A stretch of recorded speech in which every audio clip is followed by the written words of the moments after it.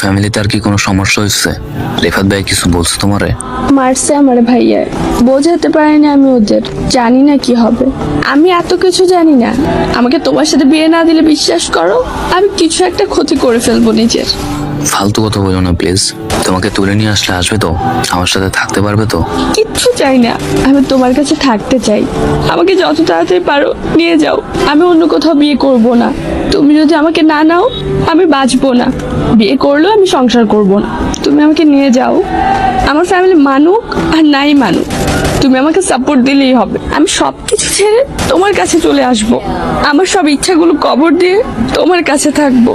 আমাদের ফ্যামিলি আমাদের মেনে না নেয়, কিন্তু আমরা তো সুখী থাকতে পারবো, এটুকুই চাই আমি। ঠিক আছে তনু, তুমি জান্নাত আপুর কাছে তোমার সবকিছু স্কুলের ব্যাগে করে নিয়ে রেখে আসবে। আমি রিফাত ভাইয়ের হাতে পা ধরে হলেও বোঝানোর চেষ্টা করো। যদি না বুঝে তাহলে পালিয়ে যাওয়া ছাড়া আর কোনো পন্থা আমাদের কাছে নেই। আচ্ছা, জান্নাতরে বলবো বিকেলে আমার কাছে আসতে। এখন ভাই আইসা আবার দেখলে সমস্যায় পড়বো। ভাইয়া এখনো বাসায়, বাইরে গেলে নক দিব। ঠিক আছে, সাবধানে দেখো। নিজের বন্ধু বান্ধবদের সম্পূর্ণ সাপোর্টে রিফাত ভাইয়ের সাথে তারপর কথা হলো।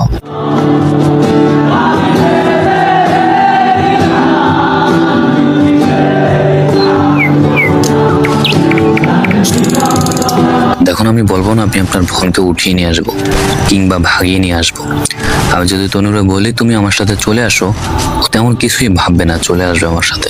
তুমি হয়তো আমার ব্যাপারে খুব কমে জানো, আর আমার ফ্যামিলির ব্যাপারেও। ও জানেও যদি তোমার সাথে চলে যায় তাহলে আমরা কি কি করতে পারি, আর আমার থেকে তুমি আমার বোনকে বেশি চিনো না। দেখুন, আমি জানি তনু আপনার কলেজের বোন, কিন্তু এটাও মনে রাখবেন ওর একজন জীবনসঙ্গী দরকার। আর আপনি আপনার বোনকে যতটা চিনেন আমিও তার চেয়ে ওরে কম চিনি না। তার রিলেশন হয়তো আমাদের 2 বছরের, কিন্তু আমিও তনুর ব্যাপারে কম জানি না। দেখো, তুমি আমার বয়সে অনেকটা ছোট। তুমি যেসব চিন্তা ভাবনা করো এসব চিন্তা ভাবনা খামাখা। আপনি যেহেতু আমাদের থেকে বড়, সেহেতু বিচ্ছেদের যন্ত্রণা আমার থেকে আপনি ভালো বুঝবেন। তোমার সাথে এসব বিষয়ে কথা বলার মোটেও আমার মুড নেই। আর আমার বোনের পিছু ছাড়ো, পরে আমরা বিয়ে দিয়ে দিব। কোনো সমস্যা করতে চাইলে ফেস টু ফেস দেখা করো। ভাই, আমি বলবো না আপনি তনুকে অন্য একটা জায়গায় বিয়ে দিবেন না, সমস্যা নেই, বিয়ে দেন। কিন্তু হ্যাঁ, এটা মনে রাখবেন আমরা দুইটা জীবন্ত লাশ হয়ে বেঁচে থাকবো। হ্যাঁ, তনুকে অন্য জায়গায় বিয়ে দেন, আমার আপত্তি নেই, তবে ওর মন থেকে আমাকে উঠিয়ে দেন। নয়তো যার সাথে তনু সংসার করবে সে মানুষটির ঘর নষ্ট হয়ে যাবে। ওইসব বিষয়ে তোমার মাথা না ঘামালেও চলবে ছোট ভাই। হ্যাঁ, ঘামাবো না, তবে আমি এতটুকু বলি, যদি আপনি তরুণ জীবনের শান্তি চান তাহলে তাকে আমার কাছে তুলে দেন। আর যদি লক্ষ লক্ষ টাকা চান তবে আপনার পছন্দের ছেলের কাছে আপনার বোনকে বিক্রি করে দেন।